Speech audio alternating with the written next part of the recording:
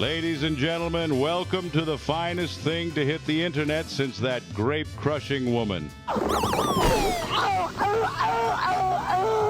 It's the Bum Scratcher Bellamy Show with special guests Shania and Mark Twain. Take it off, Boban! Stinking Karen calling me DEI. What's the matter, Marco? He's still bummed out that science Karen lady wouldn't hire him to work on her channel. Man, what's a DEI? She kept cussing me and saying DEI was over. Then she busted out this really weird salute. She's a joyless German hag.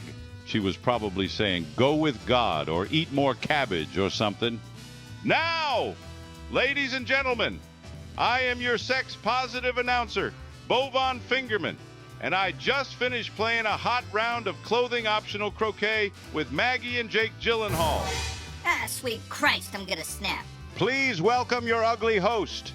His favorite comedian is Dan Ninen. It's Back Fat Brandon. Just look at that gut.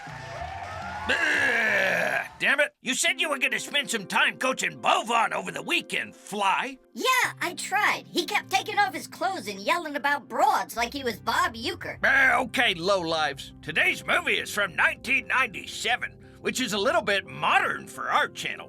Last time we ventured into this era of movie making, it was for 1998's Armageddon, and the men's rights crowd were none too pleased with Uncle Barry's critique. That's right. All those illiterate hicks were roasting you in the comments. Anyway, today's movie is another Bruce Willis feature. It's old Luc Besson's cult classic, The Fifth Element. Now, there's a reason why we're doing this particular movie, and his name rhymes with... Frick! Well, yeah, I guess it does. That's right, we got a special request from one of our OG subscribers. This guy's been making smart-ass comments on our channel since the Armageddon days. Well, yeah, but he's no Nostradamus, Barry. He predicted this channel would go places, yet we still only have like 5 subscribers. Shut up, asswipe. This one's for you, Mr. Nick. Thanks for giving our stupid channel a chance. Yeah, we asked Nick to tell us why he was so rock hard for The Fifth Element, but in true Nick fashion, he never delivered. Thanks a lot, Nick. I guess it's up to old Barry to do all the heavy lifting. Well, one of the weirdest parts of this movie is the fact that director Luc Besson started writing it when he was 16. And by the time this thing came out in theaters, he was like 38. No, I have this story in my mind since I'm 16 years old, so I just have this fantasy in my head, and I think Americans really know how to make big sci-fi and action movie, and some of them are excellent, and some of them are maybe, on the same. And some of them are terrible. Well, Jesus only fans Christ. I never thought I'd end up agreeing with something that dribbled out of Charlie Rose's saggy mouth. Man, talk about Milla Jovovich. Not yet, shit-ass. See, this movie opens with a short moment of analepsis that takes place in the... And a what? Barry, stop trying to use them big words. You didn't even finish community college, Barry. It is 1914, and some archaeology asswipes are trying to figure out how to read X-rated Egyptian limericks. And there's a pretty funny bit that keeps popping up with this Aziz kid. Aziz, light!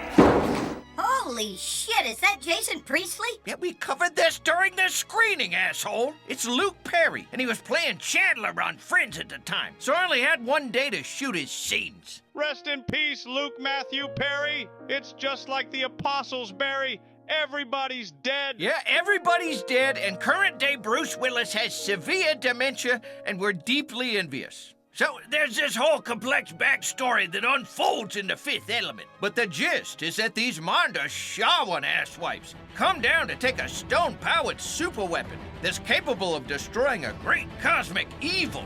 Not like that. The stones look more like something that came from Pier 1 Imports, back before they went out of business. And the Manda Shawans promise they'll come back in like 300 years to return the stones. Ah, Christ, another goddamn movie about cosmic stones. Look, this one came out like 28 years ago, so all the other stone-themed movies are borrowing from it, not vice versa. So, fast forward 300 years, there's a vast mass of abstracted evil for, some reason. And President Lindbergh here is gonna demonstrate to the audience how ineffectual our earthling weapons are against it. Yeah, it's just like that scene from Independence Day, which came out in '96, by the way. Okay, you got me on that one, shit-ass. Yeah, so the Scud missiles are entirely ineffective, and the evil space cloud causes the forehead of William S. Burroughs here to erupt with delicious chocolate syrup. And we find out later that somehow the space cloud has the ability to talk on the phone. Am I disturbing you? We even get some pretty cool actor cameos from other sci-fi franchises. We lost the signal. Whoa, hang on. Is that Sergeant Apone from Aliens? All right, sweethearts, what are you waiting for? Breakfast in bed? Bangarang, fly! That's Al Matthews, who's now dead. Everybody's dead. Everybody's dead. And they should have given this man a bigger goddamn part. Tell you what, folks, I don't see why we need to explain all the plot details. Watch a goddamn movie if you want to know the plot. Let's get into world building and aesthetics and talk some shit about the actors. Okay, Bangarang Barry. Yeah! Oh, hell yeah. Yeah, the world building fucking rocks. For starters, the future city looks pretty awesome. See how bright it is? Luc Besson was tired of dark, dreary-looking dystopian science fiction movies. So he was referring to Blade Runner? Jesus, Wolfbag, and Christ. Just say Blade Runner. So everything's bright and orange and futuristic. Some of these buildings are built in 1/24th scale, which means they're over 20 feet high. They look awesome. The model for Floston Paradise alone weighed about 500 pounds. Which is almost as heavy as the last woman that buried... Shut the hell up, Bovan. She just looked heavy because she was wearing sweatpants. There's also some pretty good creature design here. Now, I don't know where the nerd community stands on any of this shit, but for old Barry's money... Barry, you know you don't have any damn money. The Mangalores look pretty cool.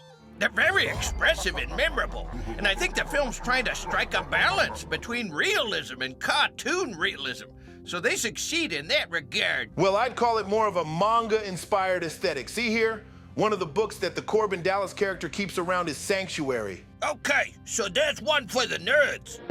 Sweet rim tickling, Christ. What is this, one of them 4chan movies? Nah, it's not what you think, Barry. That's just another work of manga. It's not endorsed by Yi or anything like that. Yeah, well, if Bruce Willis tries to pop one of those cunty little manga salutes, old Barry's out ski. Listen, I really like this diva creature, and she's got some crazy good pipes on her. But let's face it, this design is straight out of Star Wars. You think the diva rips off Star Wars? What about these ships? Knock it off, ass wipes. Last thing old Barry needs is to get dragged into a goddamn nerd debate. Yeah, but in terms of world building, this bit they did with the Thai food truck really rocks my hammock. When are these things gonna become a reality for us? Man, that's like asking when Barry's gonna start buying yachts and Bugattis. Yeah, let's talk about the characters, asswipes. I'll start by saying Bruce Willis is a good fit for Korben Dallas. Be grateful, kids. This role almost went to that shit-ass Mel Gibson. Are you a Jew? The other choice was that French guy, Jean Reno. Oh, Barry, you gonna take that from Jean Reno? Suck it, John. Old Barry can lay it down. Oh, come on, Barry. Swing them fat arms. Oh, Nelly, listen to me dribble them shits. Oh, yeah. Okay, that's enough. Give it a rest there, Keith Moonpie. Hey! Jesus, Fly! What kind of weak sauce burn was that? Nasty little shithopper. A burn like that might be good enough for Kill Tony, but try to elevate your game when you're in Bovan's house. See, you're losing your edge there, Fly. Look at old Barry, standing tall. I'm not even crying this time. Don't cross me, Barry. Listen, I don't know the names of any other goddamn drummers, okay? So this movie does a pretty standard job of illustrating why Dallas is worthy of our respect. I mean, this guy's got a Medal of Honor sitting on a shelf in his shitty apartment. Yeah, but why'd they use the British spelling? Look, the point is he's a decorated veteran, yet he still has to fly a cab and live in this sucky-ass apartment. Hey, his apartment's still 10 times nicer than this cradle-ish. But we also need some kinetic proof of Korben Dallas's gunly prowess, which leads us to this pretty ingenious scene. Very nice ad. You like it? Okay, that's actually a pretty clever gag. I dig it. Yeah, and believe it or not, the bit part of the mugger is played by another French actor-director, this guy Matthew Kassovitz, who is in Amelie. Anyway, the whole scene is constructed to show us that Dallas is both competent and merciful, since he lets the mugger walk, and it's clear that this ain't his first rodeo. Well, I want to talk about characters on the government side of things. For starters, we got the legendary Tom Lister Jr. playing the president of the Federated Territories. Is Tom Lister dead? Everybody's dead. Everybody's dead, yet somehow Bovan's still going strong. So, Tom Lister also appears in one of the Chris Nolan Batman movies, which also featured Gary Oldman. I guess we're going to cover his character later on. But the movie I really wanted to mention was Armed and Dangerous, where Tom Lister plays Bruno, a goon who works alongside arch-goon Anthony Lazarus. Lazarus is played by Brion James, the actor who plays General Monroe in Fifth Element. Is Brion James dead too? Man, everybody's dead. Everybody's dead. Everybody's dead! Man, I like that guy. This is kind of embarrassing, but I got a soft spot for that dumbass cabin boy movie. He plays Big Teddy. Who the hell knows? We're talking about a half-man, half-shark. Yes, Mark, thanks a lot. You know, Brion James was also in Blade Runner. You look down and you see a tortoise, Leon. It's crawling towards you. Tortoise? What's that? He was also in those 48 Hours movies and Steel Dawn. But yeah, by all means, let's honor the man's career by bringing up the goddamn Cabin Boy movie. Calm your gut, Barry. Over there looking like Errol Childress from True Detective. Say what you will, asswipe, but his sister's a hottie. You want to make flowers today? Well, none of you dirtbags have even mentioned Hobbit King Ian Holm in the role of the priest. Well, you know, Ian Holm. This guy crushed it in the Alien movies, not to mention Lord of the Rings. Yeah, well, he does a great job. I just don't have a lot to say about his character. Aside from the fact that he's got a ruptured blood vessel for the first act, and then it suddenly disappears for the rest of the movie. Hey, sorry, but it's distracting. Barry, what's your take on Chris Tucker's Ruby Rhod character? Ruby Rhod at your service for 2 hours with Lusky covered in the manager. I guess when this movie was filmed, they were trying to position him as the future's version of Oprah or Carson Daly or whatever. We're told he's got the top TV talk show in the galaxy. I guess by today's lights, he's like a slightly less annoying Hawk Tuah girl or something. Well, I just respect the fact that his hairdo pays reference to the greatest meme of all time. Meme? Man, what meme is he? Goatsy! Yeah, Chris Tucker does fine with the role, which calls for him to be a loud, tacky fop. Yeah, I feel like you can see some of Jim Carrey's DNA in his performance. Man, I feel like they could pitch down his voice 7 or 8 octaves and it would still be pretty piercing. Korben! Korben! Where are you, man? So, true story, this role was originally intended for Prince, but even he found the outfits too cringe. Well, none of these cats look cornier than Zorg. You gonna talk about him or not, Barry Bomb? Nah, it's worth noting that when describing Zorg, Luc Besson used 3 components. Nouveau riche, dandy, and, this. And I don't mean the manga version. And Besson was such good friends with Gary Oldman that Gare agreed to take on the role without even reading a script. Yeah, as far as inspirations, Oldman claimed that he based his performance on 2 cartoon characters, Ross Perot. Hi, I'm Ross Perot. And Bugs fucking Bunny. Yeah, what's all the hubbub? And no, we're not making that shit up. Look, this movie isn't exactly big on subtlety, but he's still a memorable character. I like this moment where he trots out the broken window fallacy. Destroyed. You see, Father, by creating a little destruction, I'm in fact encouraging life. Broken window fallacy? Is that why all our windows are covered in aluminum foil? Nah, man, Zorg's trying to claim that his acts of destruction stimulate the economy, but that argument ends up ignoring the numerous opportunity costs that— Hey, Zorg's coat is made of the same shit as Marty McFly's futuristic hat. I bet I'm the first guy who ever noticed that. It's also pretty fucking cool that Zorg invented the plasma rifle from Halo. Yeah, and he even uses that gun to make the Mangalore guys look like a bunch of brain-dead dipshits. Barry, what in the fuck is this dark-sided hellspawn? Man, it's like Dr. Seuss shot himself up with Fint and then try to draw a horror creature for Guillermo del Toro. Well, blow my biscuits. This is even hotter than that cock-a-demon thing from Big Trouble in Little China. What's this thing's name? It's got such pretty, pretty eyes. Fuck me. Why aren't there more creatures in the movie that look like this? You know, for consistency's sake, I mean, Korben Dallas's cat might be cross-eyed, but it's still a cat. What? Zorg is quirky. It kind of makes sense that his pet would be batshit crazy. You know, a lot of these internet jabronis absolutely worship Gary Oldman's performance. I guess he must be pretty proud of this movie. I was singing for my supper. He called, he said, I need you to do a movie. I didn't read the script. It was a favor. What did you think of it, like the finished product? Because it's kind of become almost a cult classic. I know, but that's the wacky world we live in. Okay, well maybe he's not proud of this one. But this man's a goddamn stud, and he rocks at every single role. 6 rhetorical and 2 repetition, leaving 19 of which we answered 50. And what did we get in return? He's depressed. Welcome to my home. You have a seat, boy. You have your soap or egg roll. We got everything here from a little eye Joe to damn if I know. But perhaps his most quotable role is... Cordell! Cordell!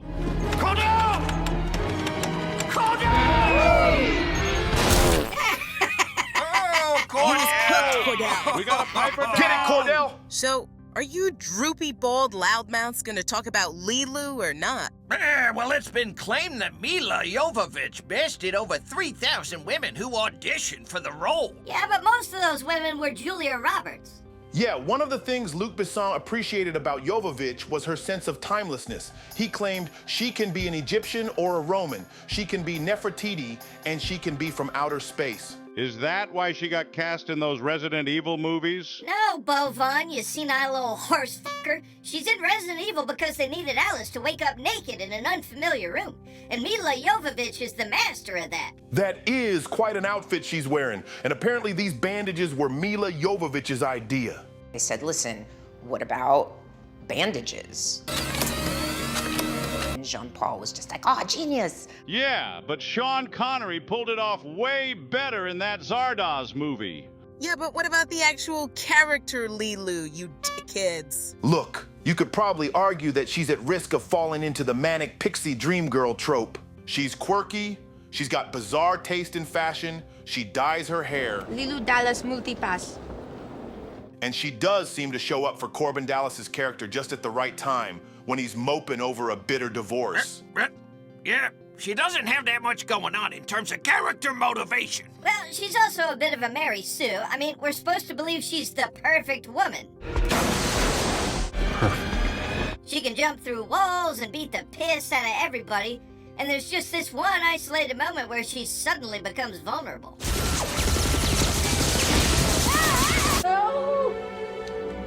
By the way, why do all these movies that take place in the future always have these stupid-ass HVAC systems?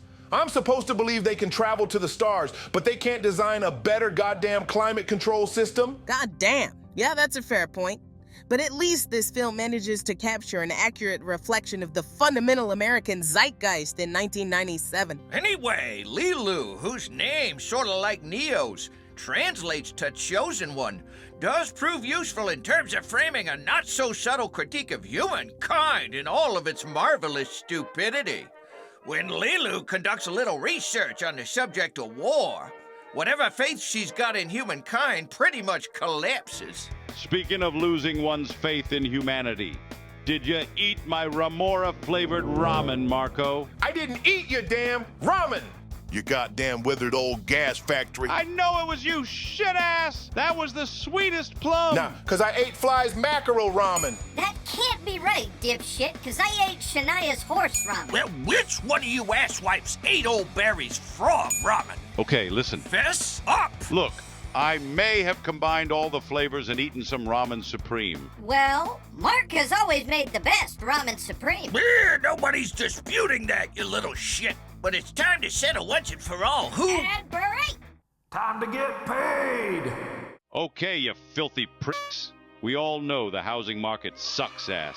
And if you think things are gonna get better anytime soon, you're a cum-guzzling little simpleton. Either you already own a house, or you'd better plan to pay rent till you die. I mean, Christ. Most of us can't even afford to cough up $40 for a decent carton of eggs. Oh, don't worry, folks. I'm sure things are gonna get better any day now. Just like you were promised. Hey, you guys want to take some lobsters for your ride home? Fucking miserable pricks. I know you can't afford them. Anyway, count your blessings that your good friends at Poorhaus have concocted a solution that's technically not illegal in up to 2 different states. Say hello to the Poorhaus Personal High-Rise Kit. Each personal high-rise gets delivered to your hovel or tent-based dwelling in its own self-contained dumpster. Then it's just a matter of carrying out some basic advanced engineering. Hey, think of it like a piece of IKEA furniture. Except you get to make the rules, bucko. Listen, whether we care to admit it or not, we all fantasize about being elevated above our smelly, mouth-breathing friends and neighbors. It's time to show the world you're better than they are. I mean, we're all poor as shit compared to all those wonderful billionaires, but it's not their fault.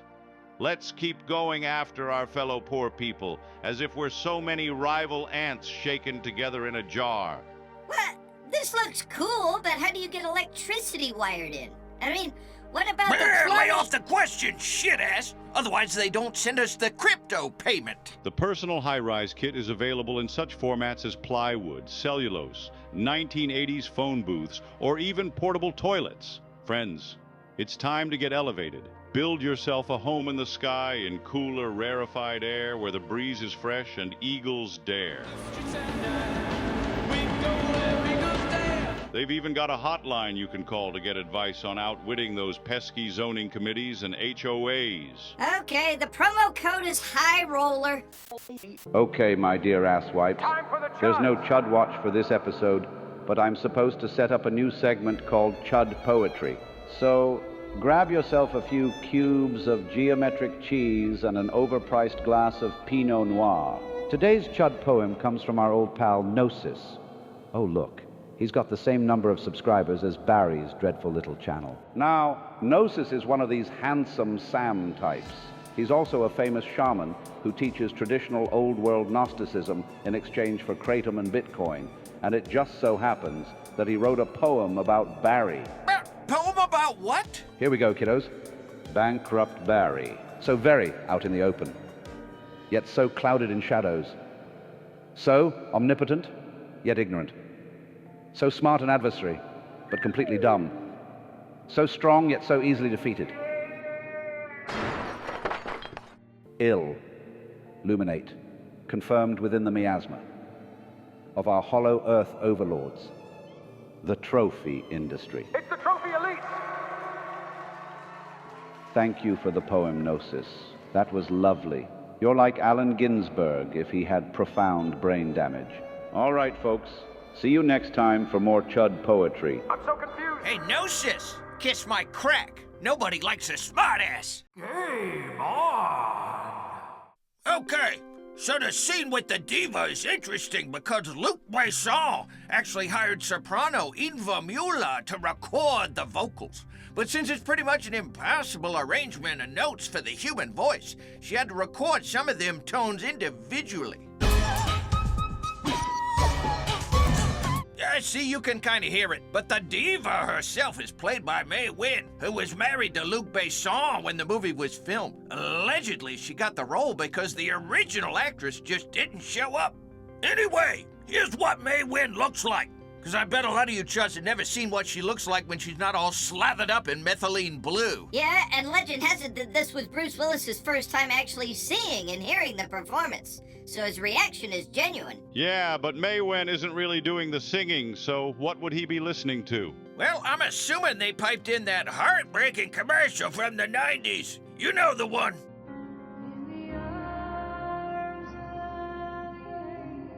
Barry, I never understood this whole thread about the diva carrying the stones inside her body. The stones, where are they? In me.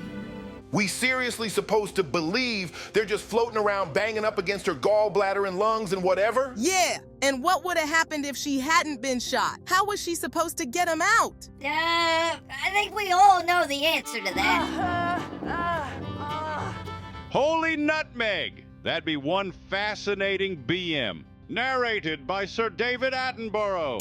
Listen, Barry, is that scene in the director's cut? Because my bovometer is higher than a goddamn... No, that's enough of that. I don't know the answer, Bovon, but I am deeply disturbed. You know, one thing that always bugged me about this movie, at the very end, this Mangalore guy sets off a self-destruct command in the name of honor. For the honor. First of all, this is something they should have set up earlier. We should have seen a Mangalore do something like this early in the film. That way, the expectation has been set. But beyond the fact that this tendency comes out of nowhere, why do the Mangalores have the exact same numerical system as humans? I mean, the prop department barely even bothered to scrape the Timex label off this goddamn thing. Nice catch, Fly! At least in Predator, the Predator's self-destruct device actually looks like it contains alien characters. What about the film's overall thematic messaging, Barry? What about the fact that Bruce Willis's love for Leeloo is what empowers her to destroy that stupid-ass cloud of evil? Yet the only interesting part of this saccharine slop is that love gets rendered as something violent and explosive. I think that's true to life. Keep cooking, Barry. It's true. Love is a lot like diarrhea. Piss off, Bovon. Listen, don't take my word for it. Let's hear from the Slovenian sensation, Slavoj Žižek. Love for me is an extremely violent act. Love is not I love you all. Love means I pick out something and it's, you know, it's again this structure of imbalance. Even if this something is just a small detail, a fragile individual person, I say I love you more than anything else. In this quite formal sense, love is evil. Barry, that's the worst shit I ever heard. You're just another cynical, dumpy-ass hater who's opposed to any kind of positive message. Let's see what my man Al's got to say. Thank you, Mark. I didn't think Barry's fat mouth would ever stop flapping. He's too sad and lonely and pathetic and divorced to admit that the film's message, while ostensibly cheesy, is actually fairly profound. Leeloo, the divine made flesh, embodies the sacred feminine, the cosmic force of creation itself. And yet, in her omniscience, she sees not only beauty but also destruction, despair, suffering. She asks, is life really worth saving? And there's Korben Dallas, the shop-worn soldier, the reluctant hero, showing her, no, proving to her, that love makes life not only bearable, but miraculous. The film, for all its neon glimmer and frenetic pace, tells us that love is the unifying principle, the element that transcends evil and all its destructive potential. It's a power that's not available to more myopic characters like Zorg. Only Leeloo and Dallas still entertain some semblance of openness and naivete. Let's face it, love requires of us a kind of willing stupidity, a performative ignorance toward the world writ large. But without love, all our cleverness is mere contrivance, an empty signifier with no coherent referent, kind of like bankrupt Barry, a rotund placeholder of a man, an inflated husk of a person, with a consistency not unlike room temperature cheese. Yeah, or a balloon full of hot stale air that reeks of piss. Smug little prickworm. A miserable, bald homunculus of a man who has achieved so little and has suffered so many abuses and insults that even his soul begins to take on the hue of a dried-out dog turd. Just twist your goddamn ghost head. A fat, penniless grifter. A sweaty pimple that tarnishes the otherwise immaculate ass of humankind. A loathsome, unemployed male Karen. Fuck off, ass wipes. Okay, that's all we got for now, folks. Tune in next time. We're gonna finally live stream the Walter Matthau sex tapes. And then we're gonna snort an entire kilo of pop rocks.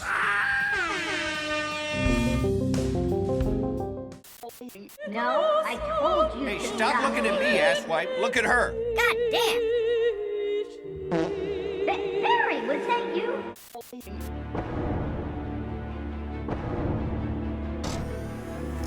When do we break for lunch? You're dead. We killed you. The fuck is this asswipe talking about? We killed you. Sweet Christ, did I die? Ah, shit ass.